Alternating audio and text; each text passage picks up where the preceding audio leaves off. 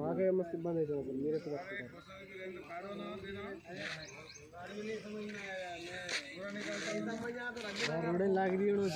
चलो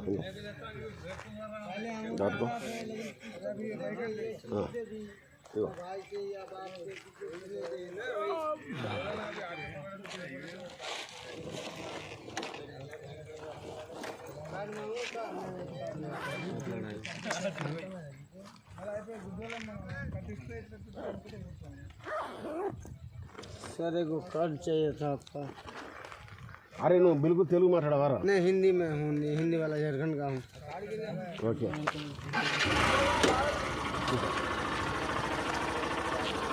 నీ బాగా లైవ్ నడుతుంది మళ్ళీ ఇప్పుడు అలా లైవ్ నడుతుంది అక్కడ ఏం జరుగుతుందో మళ్ళీ ఈటి అత్త చెప్తా.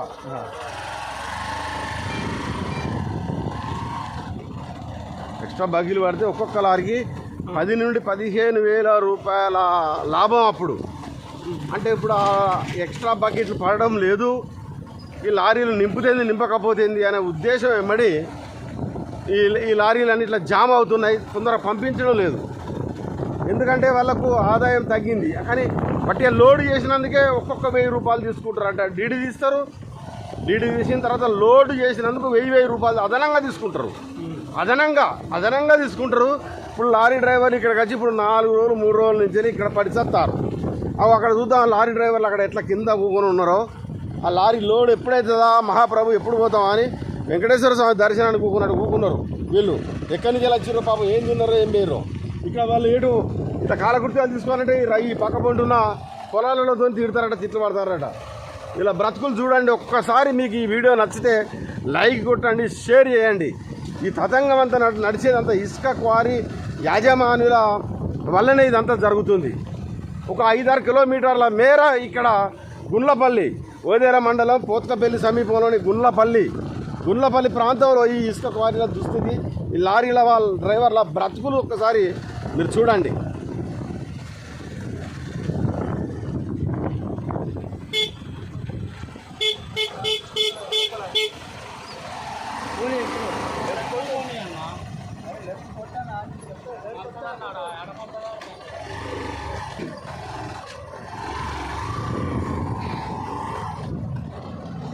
ఇక్కడ ఒక డ్రైవర్ సాబ్ మంచిగా కింద కూకున్నాడు.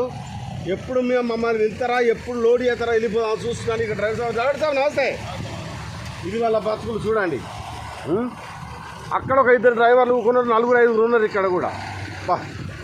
ఇది ఇక్కడ ఈ కంటైనర్ అక్కడ వాళ్ళందరూ డ్రైవర్లే. అక్కడ చూడ వాళ్ళ డ్రైవర్ల పరిస్థితి. ఎప్పుడు వెళ్తారా టక్కులో పోదామని వెంకటేశ్వర స్వామి దర్శనానికి ఎలా అయితే ఉంటారో అవి అట్లా చూస్తున్నారు.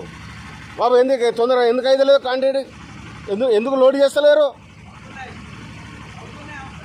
అవును అది కథ.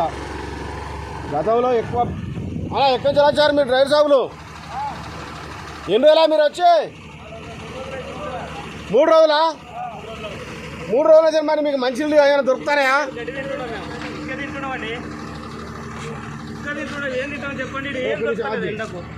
ఏం దొరకట్లేదు మాకు.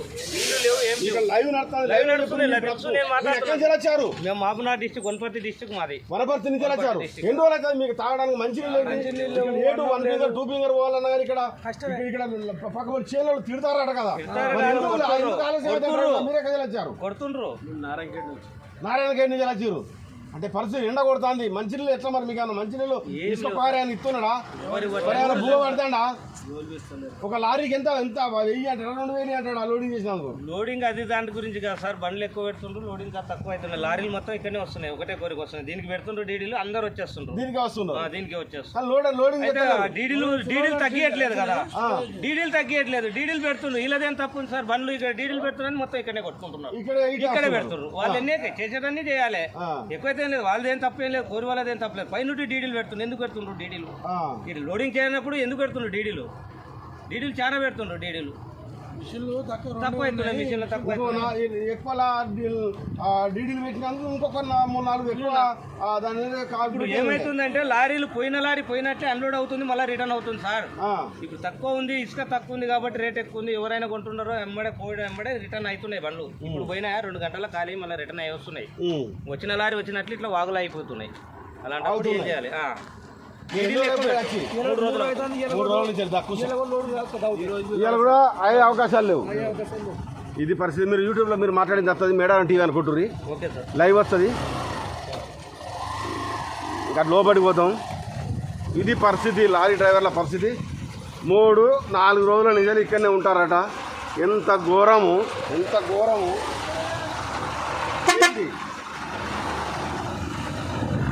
ఎంత ఘోరము, ఎంత ఘోరము చూడు, ఎంత ఘోరము, ఎంత ఘోరము చూడండి.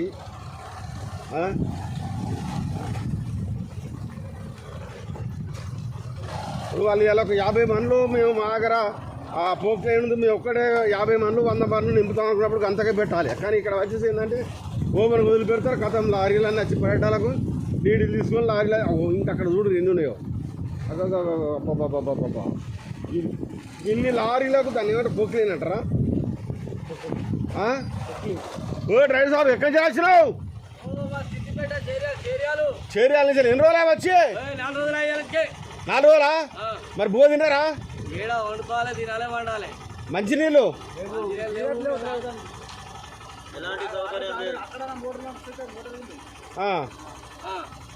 ఇక్కడ లైవ్ నడుస్తుంది, మీ బాధ చెప్పుర్రి. ఎక్కడి నుంచి వచ్చారు మీరు? ఎన్ని రోజులు వచ్చి? 4 రోజుల నుంచి వెళ్ళి అన్నమో రామచంద్ర 4 రోజుల నుంచి వెళ్ళి. మరి ఎందుకు లేట్ అవుతుందట? వాళ్ళు ఏం చెప్తలేరు? ఏం చెప్తారు? అవుతుంది అంటారు, అంతే సమాధానం. ఏముందంటే అక్కడ 2-3 జేసీబీలు ఉన్నాయి, అదే చేస్తున్నారు. ఆ బండ్లు కూడా దిగబడుతున్నాయి, సరిగా లేదు. బండ్లు వచ్చి నిన్న అయితే 4 బండ్లు దిగబడితే 4 బండ్లు మొత్తం తీసేట్లు సరిపోయింది వాళ్ళకు. 60 బండ్లు చేయలేదు.